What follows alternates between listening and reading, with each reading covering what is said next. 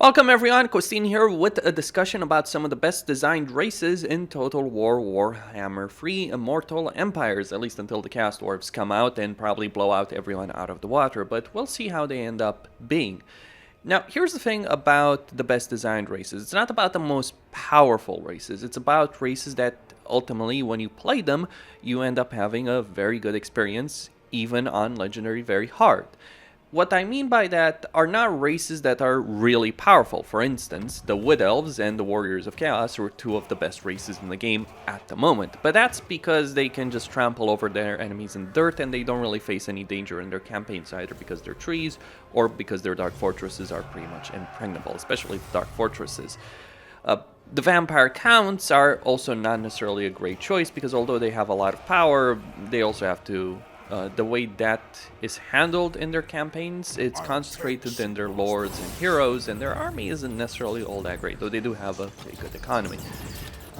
Then, of course, you do have the flip side of races that are just too weak. As an example, we have the obvious case of the Dwarves, Kislev, the Bretonnia to an extent, and of course the Empire. Well, Bretonnia isn't necessarily weak, but they do certainly have a lot of issues in their design, especially given the way that a lot of campaigns currently are in the game, where you have a lot of siege battles. Bretonnia just isn't good in siege battles. Even if they do get pretty good artillery at tier 2, they're just not going to have a good campaign plan when it comes to dealing with sieges. So Bretonnian campaigns do certainly suffer quite a lot at the moment. So do other campaigns. So it's a balance between power, design, difficulty, having an actual challenge in the campaign, but also having the tools to deal with those challenges during the course of the campaign. It is a difficult balancing act, and only a handful of races, I would say, are really well designed at the moment. The so-called best designed races. How does one even make that statement with a straight face? What can even qualify for a well-designed race? As if a race is like a pocket watch that you can improve. It's a war game, Karl, not real life. Besides, people hated it when we called them factions. The producers themselves used the word race. It's on them. Is that what you're calling your bunch of brainless human pirates these days, Vampire? A race? I'd be generous if that rabble even qualified for vermin status. Indeed, the actual vermin are far more frightening, since they can actually shoot a gun. Many guns indeed. Let me know when you can actually shoot your bow, boy. Then you can have a meeting with my queen. I'll warn you, she has little patience for insults. I'd watch that duel. The vampire gunners who can't find their triggers against the expert bowman who can't shoot his bow. Would you just stand there staring at each other? Or pull out your swords and charge in melee in some awkward dance? Are we really going to include the Tomb Kings in this list? Have we sunk this low? One of the most boring and forgettable race with legendary lords like Cetra, who struggles for the first 20 turns then wipes out everyone. Or Harkon, who simply plants his flag in the desert and declares, "All your base are belong to us," before unleashing his vast and powerful armies against factions who stand no chance against him. The less said about Katep, the better. Why he exists, I do not know. You're forgetting Khalida. Who?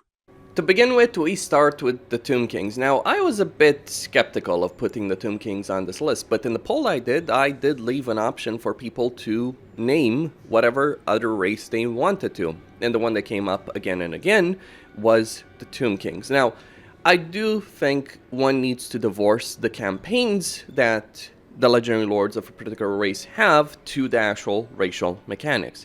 The problem is you can't really do that if all the campaigns of a particular race are bad. This is one of the things that actually drags down the Empire far more so than the racial mechanics of the Empire, or like their weak tier 1 and tier 2 units, their lackluster heroes and all that.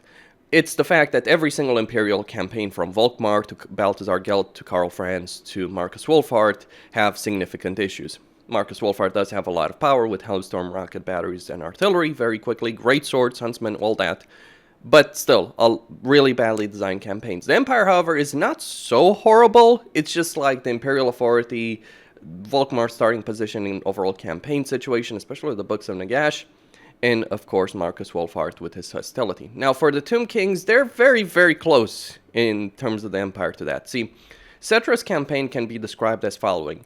Very difficult 20 turns, and that number isn't pulled out of my ass. It's actually a specific number because in 20 turns, Cetra can finish his research to get a dynasty. He will finish building that full stack. He can also get a second book of the first book of Nagash if he gets the one that increases army capacity in Lamia when you start your campaign, and he might even get enough canopic jars to get a fourth army. So for Cetra, within 20 turns, you're looking at having 2, maybe 3 full stacks to throw at your enemy. That's the point where you become unstoppable. And Cetra has significant campaign benefits when it comes to long-term growth. Harkon, of course, has a really easy start. He's far stronger than any other faction. He has access to some pretty decent units, not the best, but certainly better than the chaff of the Skeletal Spearmen and Warriors. He can throw them against Rapans, take these entire territories over here, and just dominate the entirety of Khemri. Not great campaigns. I mean, if you want the steamroll campaign, sure, Harkon is your choice. If you want a campaign that may start difficult and you gain a lot of power later on, Cetra is the choice. And Katep has a really horrible campaign in terms of his design, because you have to spend like, I don't know, 30 plus turns just to get to Khemri to basically play the exact same campaign everyone else is playing from turn 1 to a degree or another. So if it was just based on that, I would never put the Tomb Kings on this list. Of course, there's the consideration that who else would you put on the list? Well, I could just have 4 races. That would not be too unreasonable. Or I could decide to put the vampire counts. But to be honest, although the vampire counts have a lot of power, they also have a lot of issues. Their auto-resolve situation is not great. Their armies are actually not too great either. It's really the heroes and lords that make the vampire counts work very, very well. They do have some decent units, but they also have a bunch of really bad units as well.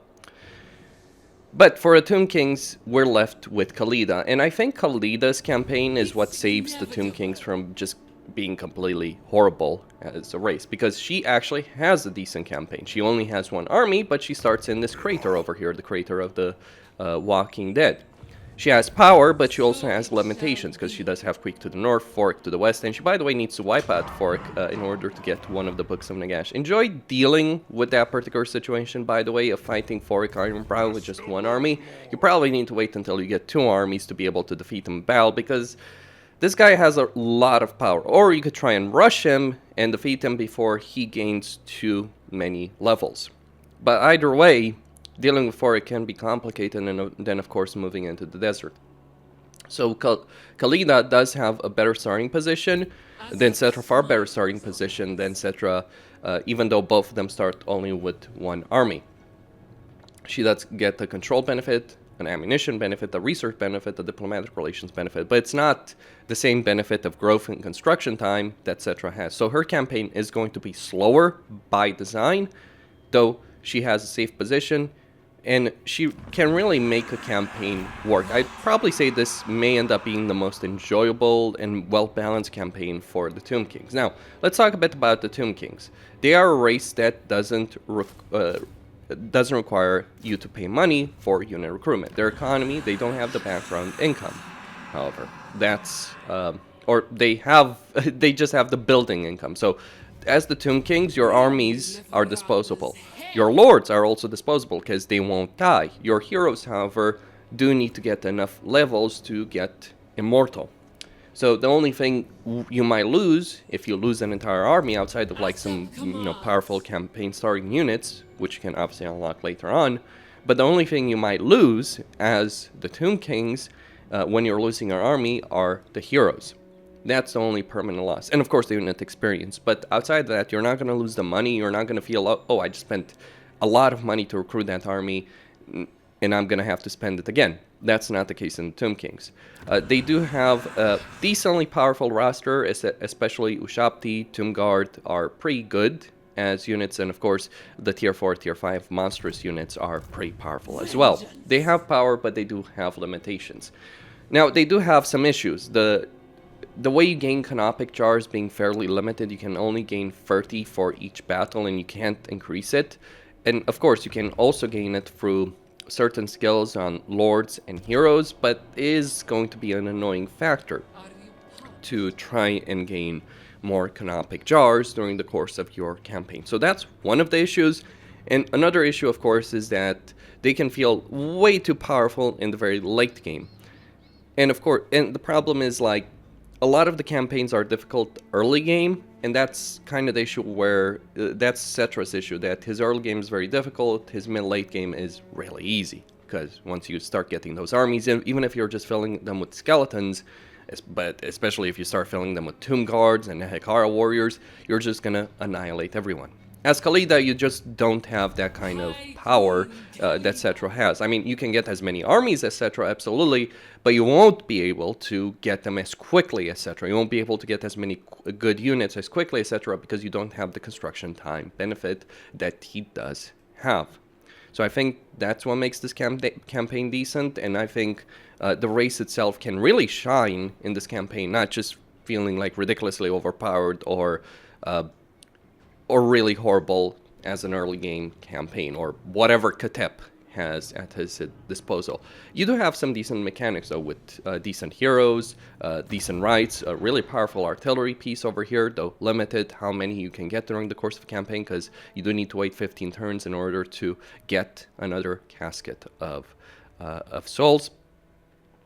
And of course, you can get the unique Necrotect, which can colonize ruins at level 3. That is pretty decent. Sandstorms, and of course generating a bit of Canopic Jars, and getting that growth and construction time benefit, though bear in mind, it's not the same as what Cetra has by default in his own faction. The Dark Elves scum. What have these slavers and pirates done to earn their place on this list? The only spot they deserve is as target practice for my archers. Are we simply adding them out of pity? Is Malekith to be considered a victim now? A poor child that was never loved by his parents and had to grow up in a cold, harsh and unforgiving world while being denied his rightful spot as king? I think I want to throw up. They are a strong race, but with issues. The only true naval power in the setting, with mighty fleets, powerful mechanics, but also limitations due to their slaves. The fleets themselves are great tools, but also vulnerable, meaning you have to actually plan your campaign instead of wiping out your enemy with ease. I feel you're ignoring who the true master of the seas is around here. And it certainly isn't a race of goth pointy ears. You mean Count Noctilus, the master of the galleon's graveyard? Or maybe you're referring to the mermaid in Sartossa? Me, you dimwit! It was I who smashed the fleets of the Tomb Kings, invaded their lands and put them to the sword for the great necromancer himself. Not some damnable mermaid. The end times were my moment. The end times? Are we counting fanfiction now? And number 4, and for me personally is my favorite race, but at number 4, according to what people voted in the poll, we have the Dark Elves. Now, here's what I think is great about the Dark Elves in terms of having a great campaign. The Dark Elves have a great deal of early game power, especially if you start with the Black Ark, which Lokir and Malice Darkblade do. But even for the other Dark Elf and Legendary Lords, it's not like it's difficult to get access to Black Ark. All you need to do is get the slave pins building, and then you can get access to Black Arks. You won't have as many as Lokir or even Malice, but you still will have a pretty decent amount of them in your campaigns. Now, Black Arks are great because they give you Black Ark Corsairs, and it's really with Black Ark Corsairs and just Black Arks in general, because you don't have global recruitment, you have Black Ark recruitment, and I'd say Black Ark recruitment is better, but it does have some limitations. What's great, however, about the Dark Elves is that they have really good and cheap, relatively cheap, units. Not necessarily the cheapest upkeep. Lokir does have a significant upkeep benefit in his faction, or for his own army, but Black Ark Corsairs are really good units. High leadership, good melee stats, good armor. You can just build an entire stack of Black Ark Corsairs and just throw them at an enemy army, and they will win against many of the early game armies. With the exception of like something like the Warriors of Chaos, they just don't have this kind of armor piercing that they need to win against the full Warriors of Chaos stack with actual warriors in there, but they do still have a fairly decent amount of power over there. Now, another thing that I like, and I understand a lot of people do dislike, is how their mechanics work in the campaign. I understand a lot of people coming from Warhammer 2 are unhappy with the design of the Dark Elves because they like the slave mechanic in Warhammer 2. Personally, I didn't. It was either annoying to deal with or it was ridiculously overpowered. In Warhammer 3 is not ridiculously overpowered. You do gain a lot of benefits, but you do have to manage it. In particular control is obviously always going to be an issue for a Dark Elf because the slaves are going to affect that. So you're always going to have to manage the provinces, you're going to have to manage the dictats in order to maintain control. Even with a mod that removes the public order penalty on Legion, which I have enabled over here, it's still something you're going to have to deal with during the course of your campaign. It's not like you get such a ridiculous level of control they can just completely ignore the situation.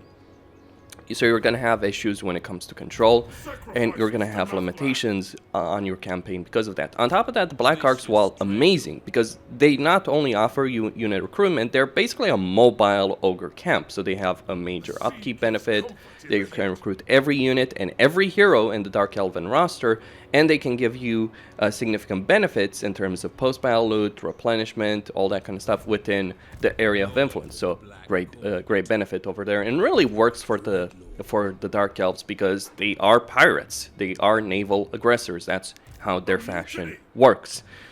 But here's the thing. The Black Arcs, of course, are vulnerable. They have proper lords with proper skill lines, but they are vulnerable to attack. And you may want to move an army and land and having a Black Arc follow along the coast, but well, if you just leave a Black Arc with no units inside or fewer units, then the AI is going to attack that, and it's going to take advantage of your decision making. So you can have a great deal of power here. You can have some really powerful units, a great deal of money from looting and sacking settlements, but you can also have significant losses if you're not playing it properly. So I do like a Dark Elven campaign because it forces you to actually care more about just moving your army from battle to battle to battle, which is something that drags down the Warriors of Chaos, something that drags down the Wood Elves, because in a Wood Elven campaign or a Warriors of Chaos campaign, like in a Warriors of Chaos, you only care about trying to get as many vassals as possible. In a Wood Elven campaign, it's just like, oh, I only want these particular settlements, and then I can burn the rest of the world. You don't have to actually manage your empire in any meaningful way. Whereas if you're playing the Dark Elves, you do have to worry about the dictats, you do have to worry about trying to increase the slave cap, trying to increase your slave tier for the faction-wide benefits, but of course you also need slaves for the rights. And then you have to manage your Black Arcs because they give you a lot of powerful unit recruitment, but they're also vulnerable to attack by the enemy. Because obviously they're not going to have the power of a legendary lord leading an army on land, and you may not necessarily have the most substantial army over here. So for instance, over here, if I'm playing as Lokir, one of the things I want to do early in the campaign is take Zishu and start moving south. Well, I need to be a bit careful because there's an army here, it's pretty substantial, and I need to be careful that I don't move in range of that army with this particular Black Arc. And I can't really afford to recruit the units on the Black Arc because I obviously want to recruit them for Lokir himself. So great race design as far as I see it. And one thing I also like about the Dark Elves is that unlike many other races, you can easily increase your hero capacity pretty quickly. Like, you only need tier 3, many other races may need tier 4 in order to increase their hero capacity. You can be running around with quite a lot of heroes, quite a lot of armies, even if some of those armies are just going to be tied to Black Arcs for the upkeep benefit, but you can at least do it. By the way, Black Arcs can actually attack settlements, so you could have a combination of ground forces and naval forces in this campaign. And it's, by the way, the only campaign where you actually do that, where you have both a land army and a naval force. I mean, you could consider the Vampire Coast, but it's not really, their armies are not really naval forces. They're not dedicated naval forces. All their forces can go on land, whereas you do actually have dedicated naval forces in the Black Arcs over here. So great campaign, good growth, good faction benefits, but also downsides, limits, things that keep you in check. But I understand why some people may be annoyed by this. Absolutely. I do understand that concept. I do understand why some people may hate the slave mechanic, but I personally do much prefer the Dark Elves as they are in Warhammer 3 as opposed to Warhammer 2. That's just my perspective. I get why it's not everyone's cup of tea. I get that people who really enjoyed abusing the slave mechanics in Warhammer 2 are disappointed with their design in Warhammer 3, but I think like the Dark Elves are certainly one of the better designed races in Warhammer 3 because they're not so ridiculously overpowered that they just walk all over everyone. You have to plan, you have to play properly. on especially on higher difficulties. Like, there are certainly races that where you just steamroll everyone on legendary very hard and you never care about, you never really put any effort in your campaign. That's not the case for the Dark Elves. And number 3, we have the Greenskins. Now, the Greenskins are one of the most powerful races in the game. I'd probably put them at the number 2 spot, or I have put them on the number 2 spot, though I think I would probably put the Wood Elves now, right? Warriors of Chaos and Wood Elves, just because they have campaigns where you just steamroll your enemy without any effort. Well, as the Greenskins, you do actually have to put in some effort. Let me explain how that is. The economy of the Greenskins is based on the idea of sacking settlements, looting settlements, because you do get a significant benefits for that. And obviously fighting battles does increase your WA meter, which gives you significant faction benefits. That means, however, that the Greenskins need to be very aggressive expansionists. The problem with being an aggressive expansion is that for the Greenskins, virtually every other faction, or a lot of factions, do hate them. Not necessarily the Ogres or Skaven, but when we're thinking about the Empire, the High Elves, the Dark Elves, and other factions, they do despise the Greenskin. So you can end up at war in a Greenskin campaign with a lot of other factions. Not as Grimgor. There's a reason why Grimgor is the only one actually that regularly achieves a lot in his campaign. That's because he doesn't have a lot of those other factions surrounding him.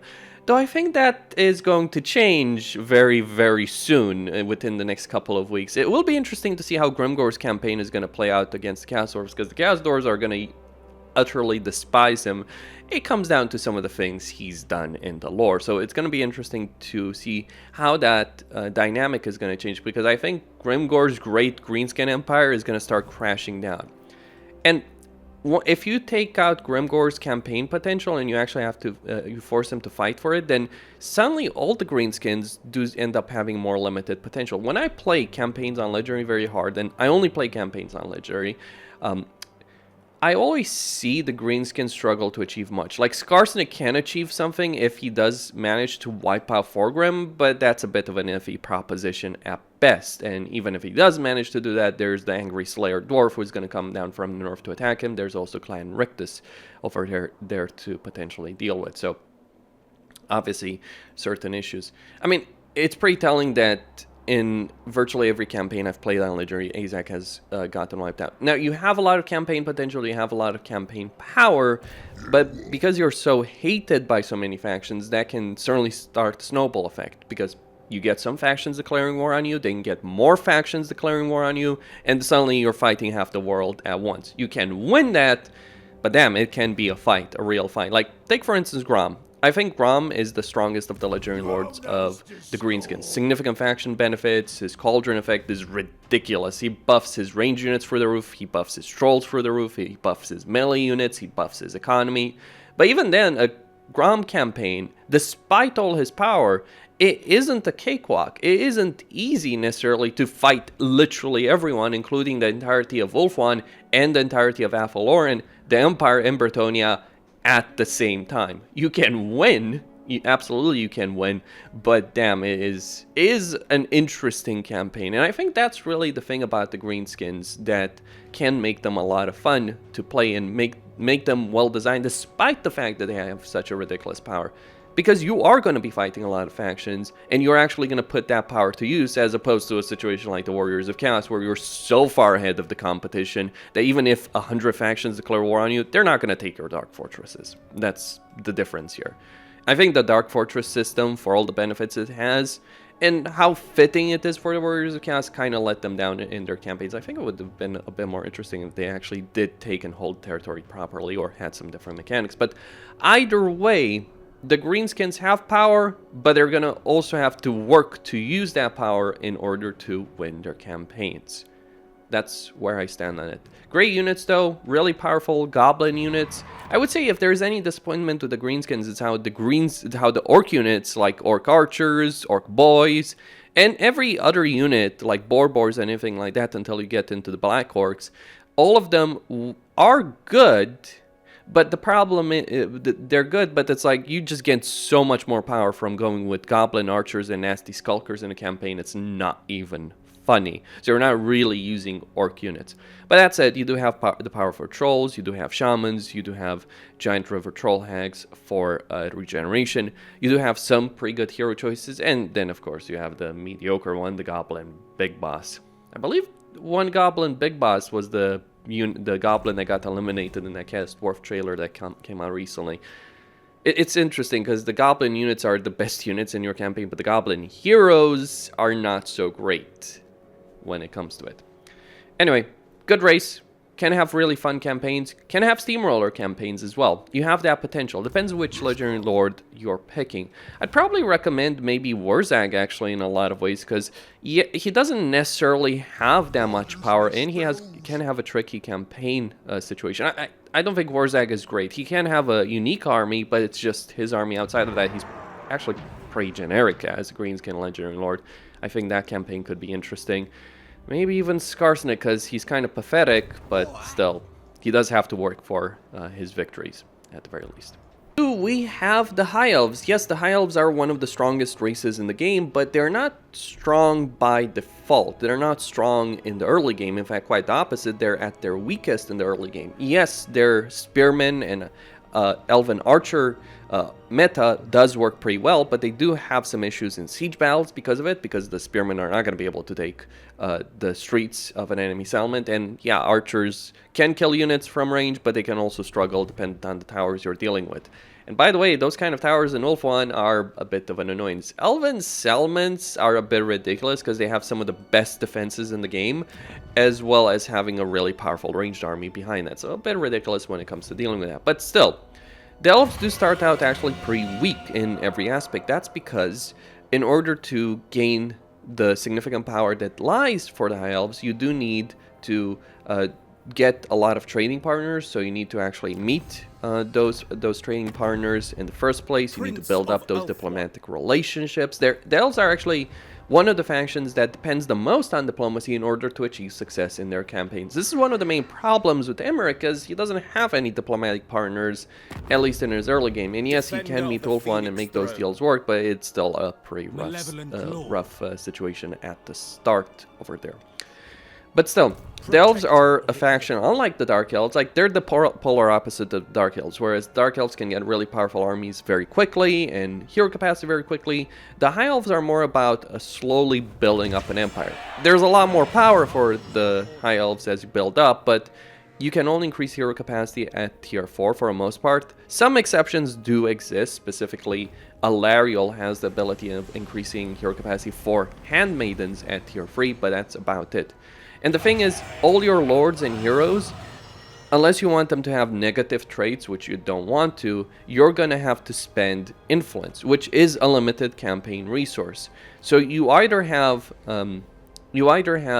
lords and heroes that have negative traits, which obviously limits their power, or you're going to have to hoard that special resource over here. Like, you have a lot of potential power, but it is limited by the faction mechanics. Like, you can increase your diplomatic relations or decrease them between factions. Like, you can really play the diplomacy game between the influence system, as well as the fact that as the High Elves through the handmaidens and to an extent the nobles, you can increase your diplomatic relations with some or all factions. Like, the handmaidens increase them with all factions, the nobles increase them with certain factions, depending on what you choose. So there's a lot of power, but it's locked behind it, so that means you actually have to fight to unlock it. Now, some of it is annoying, like the research tree can feel pretty damn annoying to actually, like cultural advancements requiring the Shrine of Asturion, which is a structure that you would never really bother getting for most of the campaign. Like, until you're at tier 4 or maybe really tier 5, that's when you would actually get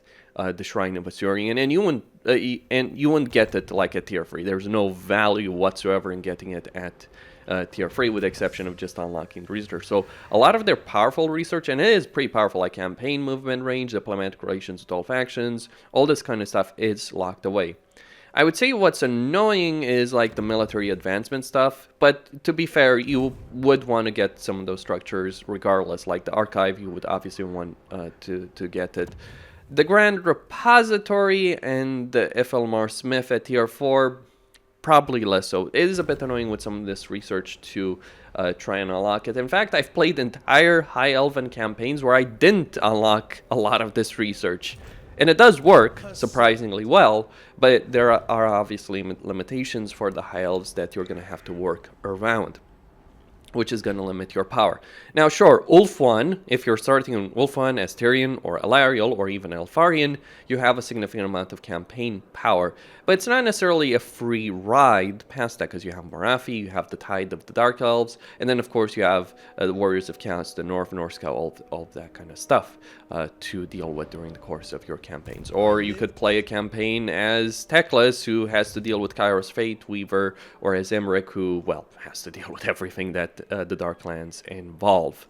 So you can have some difficult campaigns as the High Elves. You can have one of the flat-out best campaigns in the game with Alain of Deathwatch, because he has a lot of power, but he also has some powerful enemies. Another great thing about the High Elves as a race is that, with the exception of Tyrion and Teclis, who just have generic High Elven rosters, though they do have very different campaigns, but with the exception of them, every High Elven Legendary Lord has unique units and unique campaigns. Like Elfarion has a Badlands campaign, and he does have the Mistwalker units. Alariel has the Tree Spirit units of the Wood Elf, so she has a really powerful army in both ranged and melee. Alith Anar has the Shadow Walkers and a focus on Shadow Warriors. And of course, Emmerich has his dragons, though those dragons are not necessarily enough, but still, every High Elven Legendary Lord, with the exception of the twins, have significant power and different playstyles, very different playstyles. Like Elfarion is actually more focused on capturing enemy lords and gaining the benefit from that. He also has melee benefits. Alariel, well, she just has a monstrous army and really focuses on keeping Ulfuan together in her campaign. Alith Anar just ambushes everyone in his campaign and just lures them into those ambushes and annihilates them. So very different campaigns, very different playstyles. I mean, Alith Anar and Alariel are my favorite in terms of like just the power, but though Elfarion also has a significant amount of power potential in his campaign as well. So lots of fun to be had in a High Elven campaign. You gain power more slowly, so you're going to have to work for it. But you do have the tools, even early game, to deal with all the enemies you are going to be tackling. You just gain more and more power as you progress through the campaign. Of course, you can end up in a steamroll situation in the very late game, but by that point the campaign is over, regardless of which Legendary Lord you're playing. It's really the early game and how that early game scales. And I think the High Elves are in a good spot in that, because they start out the weakest in the early game, but they progressively gain more and more power through their campaign. And I think that's just overall a pretty good design for any campaign in general, or for any race in general. Number one, we of course have the Skaven. Like the High Elves, the Skaven do have very unique campaigns dependent on which Legendary Lord you are playing, and that is a credit to their race. Different focus, different units, though of course there is a particular playstyle that does work much better than others, and that is of course the Hidden Lair playstyle, and focusing on Night Runners, and into Gut Runners, and of course into Death Runners. That's the best playstyle, just because these units currently work the best for Skaven. Though, sure, you can make clan rats work, you can make monstrous units work, you can make a bunch of different units work for the Skaven. I'd say the only exception for this particular situation is, of course, Rattling Gunners and Jezzails. A couple of them will certainly work, but too many of them, a full army of Jezzails and Rattling Gunners, just doesn't work very well at the moment in the game, due to the issues of gunpowder units and the issues of sieges. But outside of that, many different playstyles do work pretty well for Skaven, like monstrous infantry units, monster units in general, the plague units, the Night Runner units, the clan rats. Storm vermin, not so much. A couple of them may be a bit beneficial, but not necessarily so much, too expensive over there. Now, here's the thing for a Skaven. They can have a good economy, but they need some very specific provinces to do so. The reason behind that is because the Skaven need the reactor building in order to buff up their economy province-wide, because their individual buildings don't generate that much income, and they don't have like a single economic building that just generates 200 income. They need to get different economic buildings and add them together and get a reactor in a province. That means provinces with like two settlements, like for instance, the Gunpowder Road, are not really worth it all that much for the Skaven. Though they could use the provincial commandant to at least make them useful for food, and obviously use them for purposes of recruitment, but not necessarily from an economic purpose. So Skaven have the ability to earn a lot of money, but they also need to be careful on how they're planning the empire. The Skaven have ability to raise any settlement up to tier 5 the moment they capture it, but they need to use food, so you need to manage that during the course of your campaign. You obviously don't want to end up in a food deficit, because that's going to hurt you quite a bit. The growth, the income, the leadership, all of that is really going to affect you in your campaign. So you do really want to have plenty of food, but you also want to use that food in order to grow your empire. And it's not like food is easy to earn in the campaign. You don't earn it through a structure in your regular settlements. You earn it through battles, or you earn it through commandments or rights, or what you do is you start building undercities that have structures that can increase your food generation. There are certainly some resources that will give you food throughout the course of your campaign. Cattle and pastures, for instance, or the equivalent for Skaven would give them food generation. So for instance, here the Baleful Hills over here can give me some food generation, but food is always going to be something to manage. Another thing is that they do have a lot of hero choices, and they are pretty powerful. One issue though with the hero choices is that in order to increase the hero capacity of Warlock Engineers, you need to get a tier 5 settlement, or you need to use a scheme. You need to use a scheme that isn't available over here for that isn't available for Snitch, but is available for others. You need to use a scheme that builds a special undercity that will increase your capacity for Warlock Engineers, which are pretty great because they buff your ranged army potential and give you campaign mobility. So pretty useful over there. So there are limitations in Skaven campaigns, but there's also a lot of power. If there is any particular issue that I would say does exist to the Skaven, is that their auto-resolve is pretty damn terrible. Outside of that though, really good race, good balance between power and power in their campaign, but also campaign mechanics that do limit them in some way that you can work around and don't necessarily feel frustrating. Oh, you want more food? Just go fight the battle. Pretty simple when it comes to that. Oh, you want more hero capacity, or you want more food passively generated? Build undercities or special undercities if you have access to the right. So there's a good amount of potential in the Skaven campaign, but it's not going to be a free ride either. You're going to have to fight a lot of battles. You're going to have to pick your battles. And like with the Greenskins, a lot of factions do hate them. You do have a minus 100 aversion with many factions on the campaign map. I mean, no one really likes the Skaven. Only Chaos tolerates them, and I use the word tolerate, like they tolerate them like the vermin they are. And that's all there is to it. Costin here signing out. Don't forget to subscribe, like, and enable notifications, and stay tuned for more.